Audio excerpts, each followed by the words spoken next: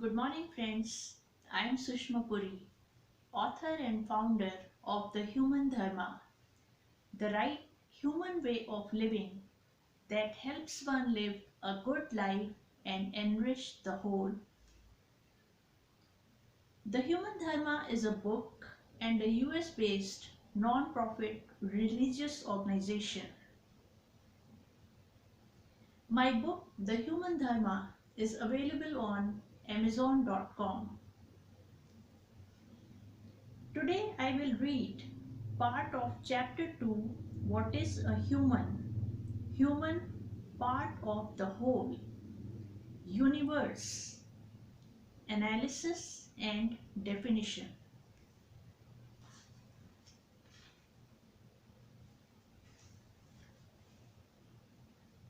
The universe, a human, the human whole, and the whole of life, in turn, are parts of the bigger whole, the universe. As we saw earlier, how a human is born and reared in the human whole, our human-made world on the lands of the earth, and how our human whole flourishes in the lap of the whole of life, our earth with its atmosphere and its flora and fauna. The whole of life is a construct, a product of nature's 3.8 billion years of labor, created and run by certain conditions suitable to life and by the law of evolution. It was born on the earth inside its veil of atmosphere. As per our current scientific knowledge, life is unique to planet Earth. No other planet is known to harbor life.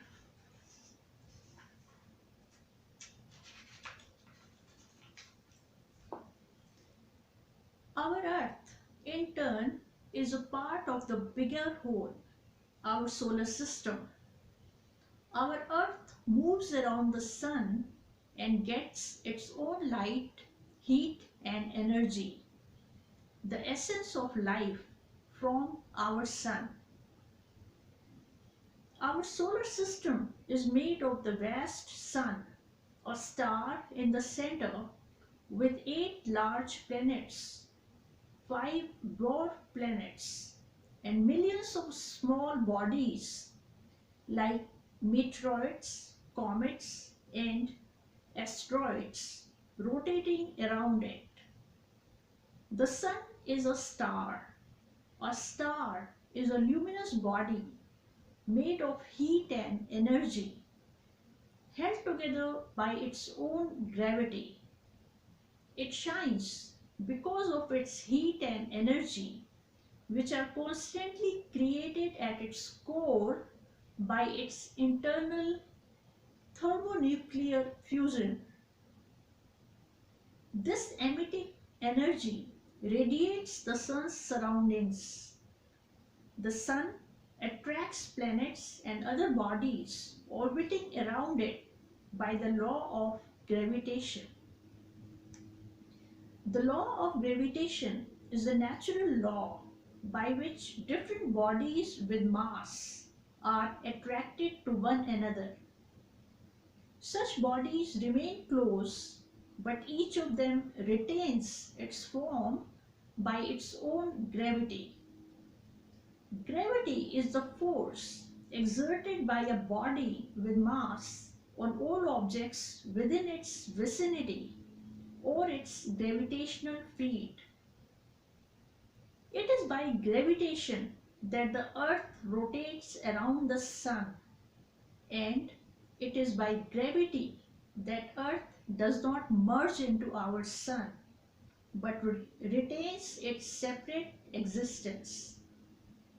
The earth moves around our Sun in its own orbit, as do all other planets of the solar system. Each each moves in its own orbit. That is how they don't collide with each other. Moving around the sun constantly, 24 hours a day, the earth gets its sunshine, all light, heat and energy from the sun. This heat and energy, mellowed by Earth's atmosphere, creates and sustains all life on the earth. There are millions of solar systems in the universe. Our solar system is just one of them. Our solar system, in turn, is a part of the bigger whole, our galaxy, the Milky Way. A galaxy is a body that houses billions of stars. All of these stars with their solar systems rotate around the center of the galaxy. It is a vast organization of billions of stars and their solar systems. It runs by the same laws of gravitation and gravity. There are some 100 billion galaxies in the universe. They all have different shapes and sizes. Some look like ellipses, others like discs or spirals, and so on. Some are dwarfs in size, while others are very huge. Our solar system is a part of our galaxy, the Milky Way, so named because it is long and appears foggy. Our galaxy, like other galaxies, is a part of the bigger whole, a cluster. The center of our galaxy moves around the center of our cluster. A cluster houses a number of gravitationally bound galaxies within it. It is a very large group of galaxies. All galaxies within a cluster move around the center of the cluster. A cluster, in turn, is a part of the bigger whole, a supercluster. The center of our cluster moves around the center of the supercluster. A supercluster is one of the largest groups in the universe, containing millions of clusters and galaxies within it, which all move around its center. Superclusters are highly organized bodies that look like huge sheets. Thus, in the end, all move around one center, the center of the universe. Each of these, a solar system, a galaxy, a cluster, a supercluster, is a scientific fact brought to light by sciences of physics and astronomy. This is the whole, the universe. From the above analysis, we can infer certain truths. It is on the basis of these truths that I have defined the universe. The first truth, as proved by the science of physics, is that all in the universe are moving. Things are not the way we see them. We see stationary stars. They are actually moving.